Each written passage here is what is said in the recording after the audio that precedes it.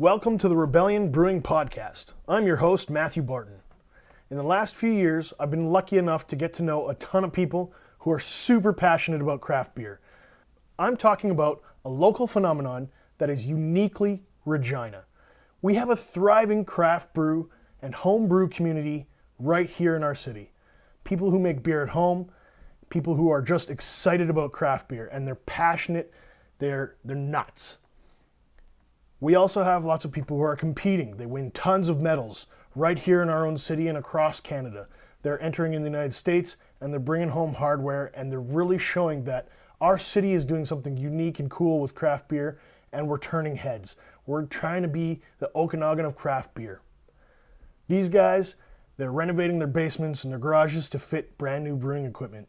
I've seen them rip out their ceilings and install new ventilation. I've seen them install new kegerators and tap systems into their home to have fresh beer all the time. Some of these kegerator setups are quick and simple. One guy, I know he just drilled holes into a mini fridge, threaded the hose through, and then sealed it with some putty. It's not the most beautiful setup, but it kind of works for him. Other people, I go to their house, I see custom bars. They've got that polished wood, nice oak, gleaming chrome taps with insulated lines and a glycol.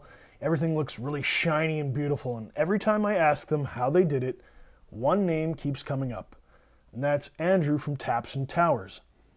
They're a locally owned small business that helps businesses, restaurants, bars, and individuals set up and maintain their draft systems. Full disclosure, before we get too far in the podcast, they do regular maintenance and cleaning on Rebellion's tap lines. Andrew, welcome to the show. Thank you. It's good to have you on today. It's good to be here. I know I've been bugging you for a while to come on out. Yeah, I'm glad we could find time to make it work. Before we get too far into taps, I know I've got a million questions for you, but let's talk about beer. Yeah. Today, we're drinking Pride 6. It's a 6-hop IPA by 21st Street Brewing, and I got a chance to talk to Brewmaster Casey a little bit this morning, and he told me that the six hops are designed to represent the pride colors in the flag. It's a beer for the Pride Parade and Pride events. Yeah. Well, very cool. I was not aware of that, but it makes sense. And I mean, it's that time right now. We're in, Pride Month here in Saskatchewan, and there's a lot of events going on. So I think it's cool to see this kind of support from the local. Absolutely, craft it is. Cheers. Yeah. Cheers. Thank you. I was expecting a bigger aroma. Yeah. It's definitely, it's got a really nice hoppy flavor. Yeah, laid back, tropical. Yeah. Yeah, I really like that. It's not as bitter and aggressive as I might No, expected. actually, I tell you what, when I put my nose on it first, that was the first thought I had is, because it's got a real strong hoppy scent to it, that it was going to be a little bit on the bitter side, but it's actually really nice.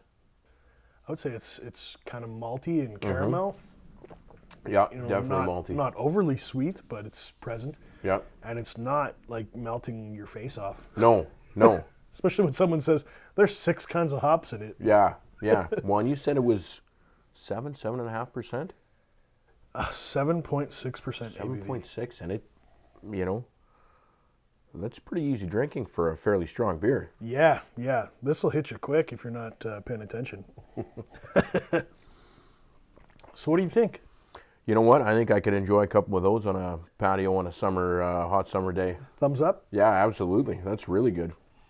I think I'd have to pace myself. Might have to have a water in between. Yeah. Yeah, no, I could see that catching up with you real quick. But that's really nice. It is. I like it too. Agreed. Yeah. Casey was really cool. Really like the color of it too. Yeah, it's got that unique kind of deeper amber-ish. Yeah. It's not straw or golden. No. Yeah, it's got a really nice amber color. I was lucky enough to message Casey this morning, and he responded. I just asked him for some notes about the beer. I was like, what were you trying to achieve? What were you trying to show off? And he said when he conceived of the recipe, he wanted to lean in a West Coast style direction. That means bigger hops, bolder flavors, maybe a little more bitter. But he said he also wanted to give a nod to the origins of the IPA style and kind of give a shout out to the epicenter of the Pride movement, which is what he felt was San Francisco and Portland. Also craft beer meccas. I would agree with both those. Oh, yeah. He said he also wanted to make it approachable to a wider audience. So he didn't want to, it's funny, one of his notes was, I didn't want people to peel their taste buds off. Right. In that sense, I think he's achieved what he set out to do. Well, let's back up a tick.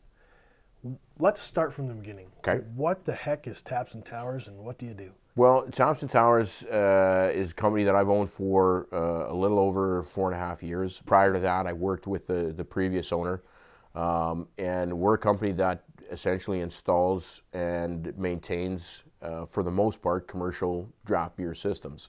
So what gets the beer from the keg to the glass, right, and everything in between. So we do major installations, like, for example, the Rebellion Tap Room. That was actually one of the more interesting jobs that we put in. I actually really enjoyed that.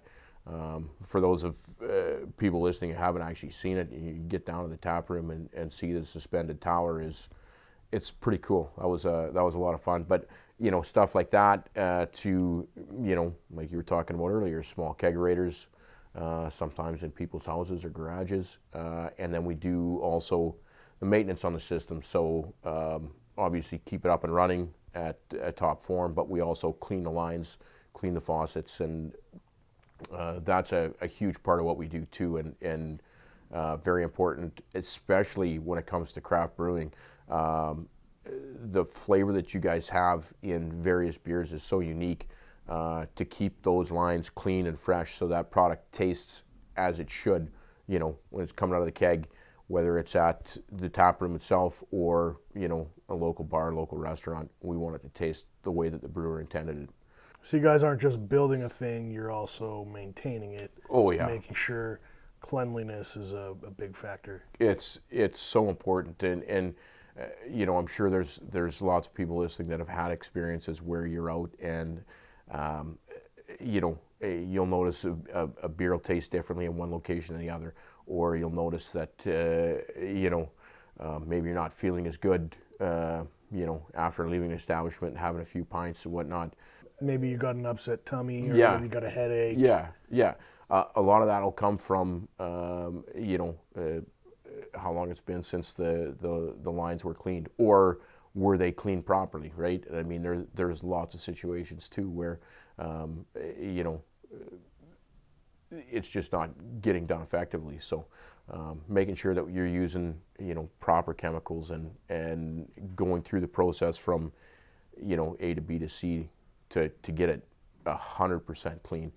I mean, it's just like anything else in the service industry. If you've got, that beer touches so many items. Keg to pump to line to tap, all those pieces. All those pieces, yeah. Everything's important. So if a person's running a home kegerator system, what's kind of the steps for cleaning? What would be a regular schedule? The basic idea is that lines should be cleaned every 2 to 4 weeks. That's the majority of the literature you'll find.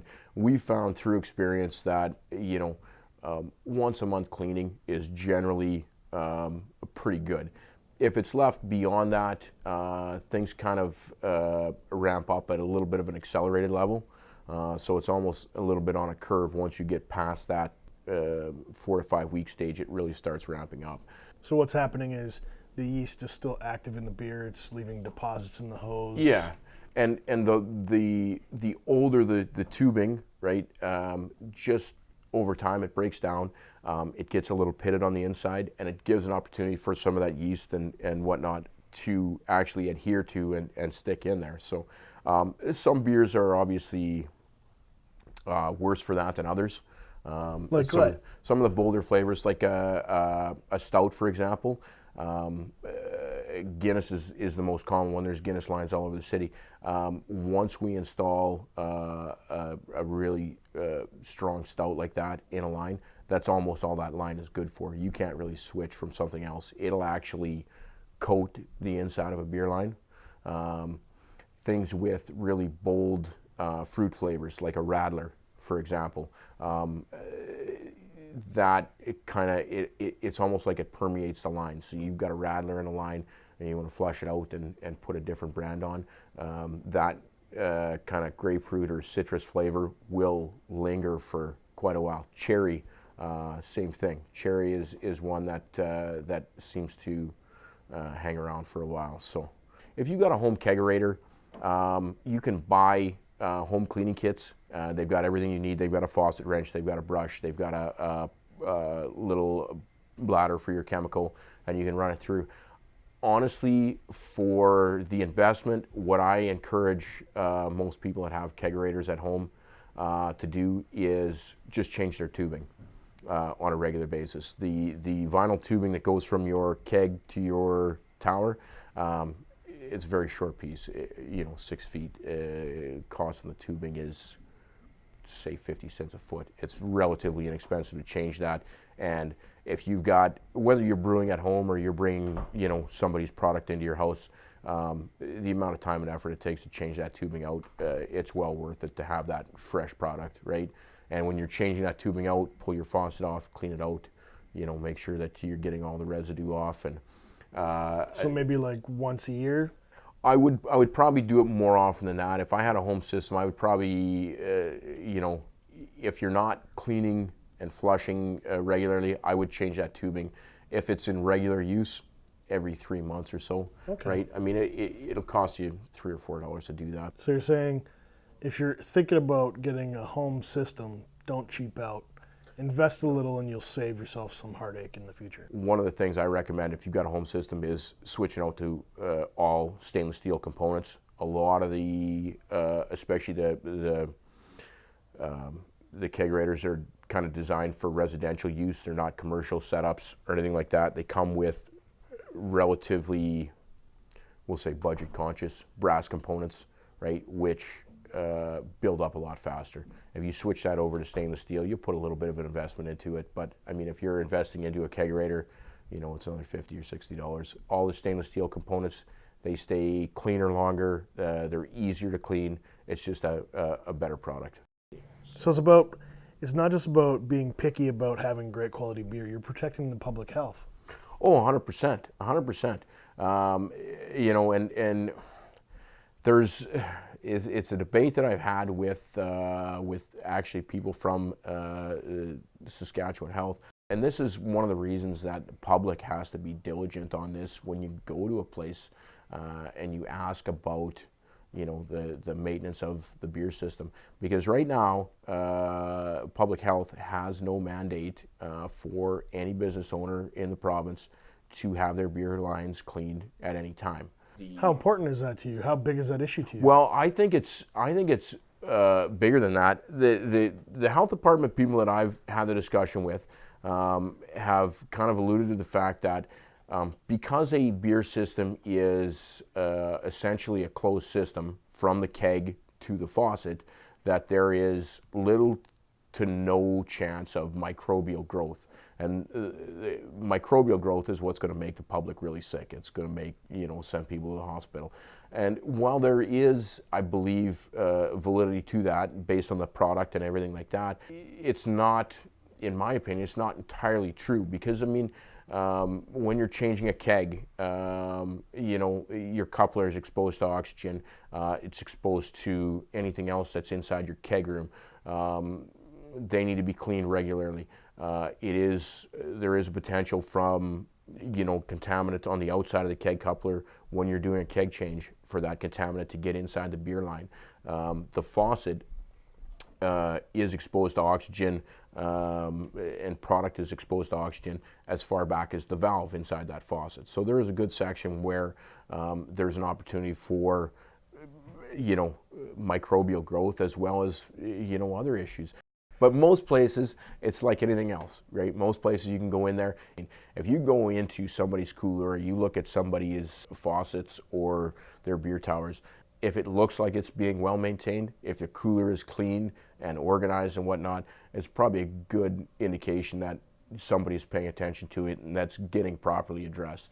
If it's looking a little shabby or, kind of all over the place, that's probably a good indication that it's not getting the attention it should. Well, Andrew, I want to thank you for your time today. Absolutely. It's great to have you on the show. Yeah, thanks a lot, Matt. I feel like I learned a little bit.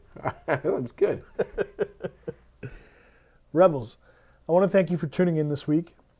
Whether you're an individual looking to get a kegerator or a tap line system, maybe something funky and custom put in your house, I highly encourage you to check out what Andrew's team at Taps and Towers is doing.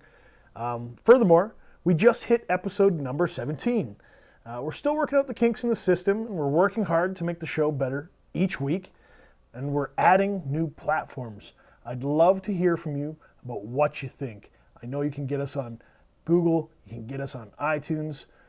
Tell me what you think about the show. Who should we invite next? Have we missed any important beer news? Send us a comment on Facebook or Twitter. I'd love to hear from you. And as always, thank you for joining the rebellion. Oh, come on,